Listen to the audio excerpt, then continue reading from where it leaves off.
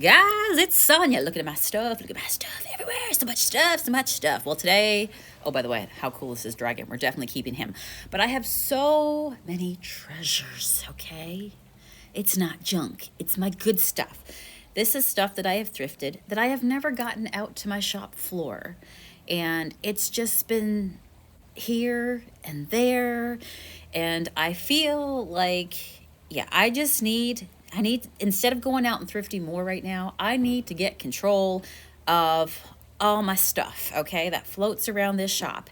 I also moved in December, and as part of cleaning up my house, I kept a bunch of stuff. Anyway, I got stuff here, I got stuff there. Luckily, all my stuff is under a roof of a place called a shop. And so this week, I am just feeling motivated to take care of the stuff. By the way, this is stuff, more stuff. How many times can you say the word stuff? But the truth is, this is one of the things that I hate about thrifting is these tags. Oh my gosh. Seriously, I hate taking tags off stuff. And sometimes that is one of the reasons why things sit around. All these pieces, were you with me when I thrifted them? And they never got out. Now, this is a case of a dish that I thrifted for myself. Well, guess what? Sonya is purging. Sonya is like, okay, do I really need all these things? I know where to find them again if I really wanted to find them again, right? Things exist in multiples. It's not like if I don't keep this, I will never find it again or something similar ever in my life and I will be heartbroken. Cute candy dish, right? Somebody's going to want that. I need to get that out on the floor. So I got my Gooby Gone, I got my Windex, but yeah, truthfully, this is sometimes the reasons why my stuff doesn't make it to the actual shop floor is because I get so busy with all the million things that I do that I'm like, okay, I'll deal with that later. Okay, that tag's got to go and soak, whatever. Anyway, today I'm just doing it. I'm just doing it. How do you eat the elephant? There's an elephant in this picture. I think that's why that just came to my brain. How do you eat the elephant? One bite at a time. So the truth is that I have bags of stuff that I haven't gotten out. I have stuff that I've held for various reasons, saying that I need to take the time to do something to them, a fix to them. And this is why, if you recall in recent videos, I said I have become a picky picker. And the reason why I had to become a picky picker is because I can't just take stuff that's broken or that needs, like, it's a project in itself. I have no more space in my life to take on additional projects, right? And I think that's something too that comes as you just, I don't know, you get to know yourself a little more. Maybe you are in a transition moment. Now you have more clarity, and or maybe now you're moving in a different direction. I don't know. Or maybe you're just doing a million things and you're like silly putty, and you've just been pulled everywhere, right? We've done some really major things in our life and in our business. Honestly, when I look back, the last 3 years feel like a blur.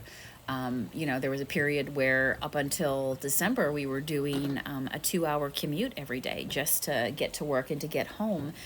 And a lot of things just in transition and business, just, we go on these big buying trips and, just unpacking everything. There's just a lot of stuff. I'm out there thrifting. We're also getting in boxes of merchandise, new stuff for the shop.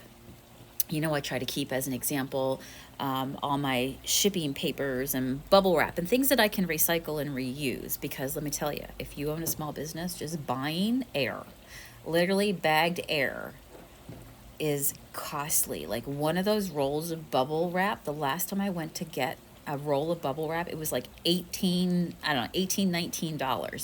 And you think that's just the throwaway stuff, right? So anything that you can, this is my sidebar conversation here, that anything that you can reuse is always a good thing. So this is an example here. By the way, this is gorgeous, right? This is actually a leather tray. When I picked it up, I thought it looked like a leather tray.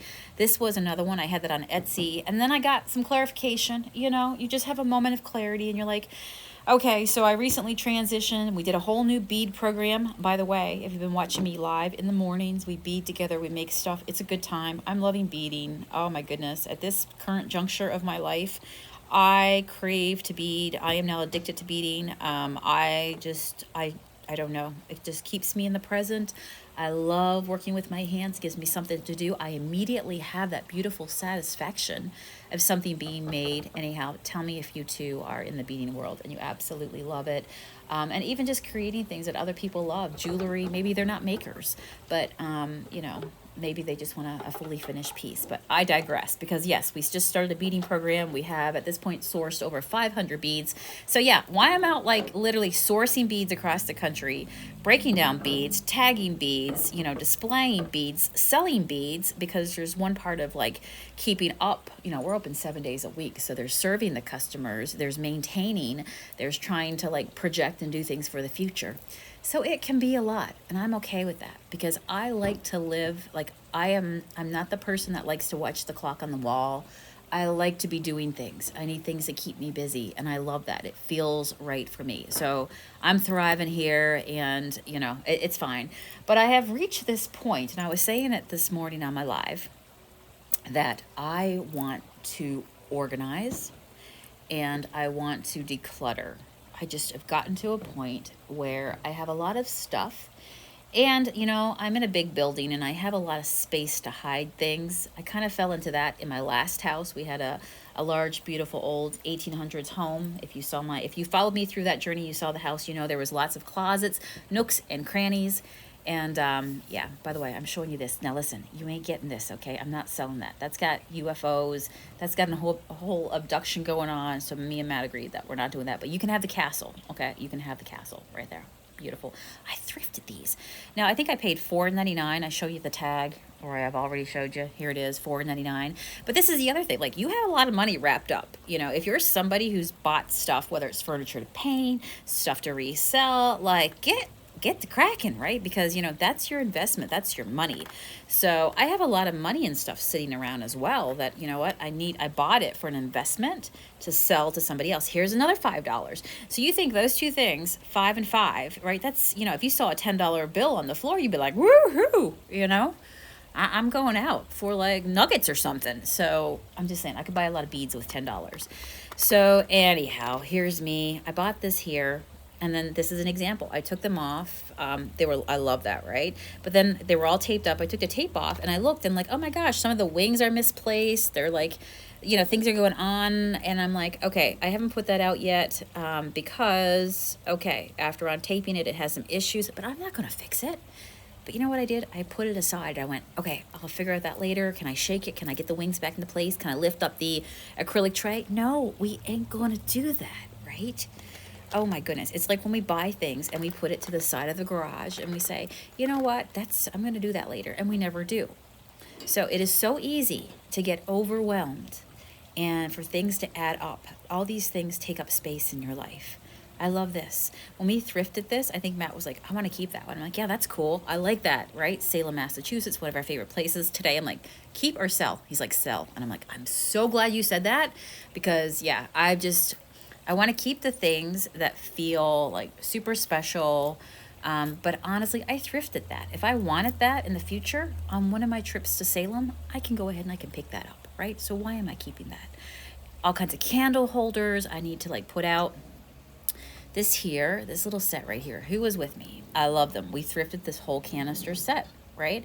And then I put them aside. I started to clean them. I took the tags off because I was like, I'm pretty sure I got the tags off all of these. I had done the clean part of it. And then I started the research process one day, and I was finding like a whole canister set for $119. And I'm like, holy smokes, like, wow, the strawberry, the cottage core. Are you kidding me? By the way, this is made in Japan. So apparently this set was going at that point for like 120-ish bucks. And I put it aside because I thought, okay, I got to just like take a minute to think about that. Well, you know what? Now I need to think about it. This skunk right here, right? He's been sitting here. I'm pretty sure he may have had that chip and I thought, oh, I can cover it. But this back here, no, that broke off in the bag on the way to the shop. And so what happens is you take them out and you're like, well, I can repair that little, leaf, but the back part, oh my goodness. Okay, he's chipped. Put him aside. I'll deal with him later. And here we are at the present time with lots and lots of stuff, all right? So I'm just going to sell that little skunk. I am going to put some paint over him and then let him go for like literally, just so cheap. Just adopt the skunk, okay? Whoever takes the skunk should also take the strawberries. This guy here, I've had him forever. I've thrifted him. This was a piece for my home. And I started to use these around the shop, but I burn my incense, so I don't really use it. So you know what? Somebody else who's an owl lover will be ready for this re-loved wax melt warmer. I pulled this guy out, kind of looked like a piece from Paris, you know, the tower there. But I was trying to identify what that was in the center. I'm like, that's not quartz crystals. I think that's just acrylic made to look like it.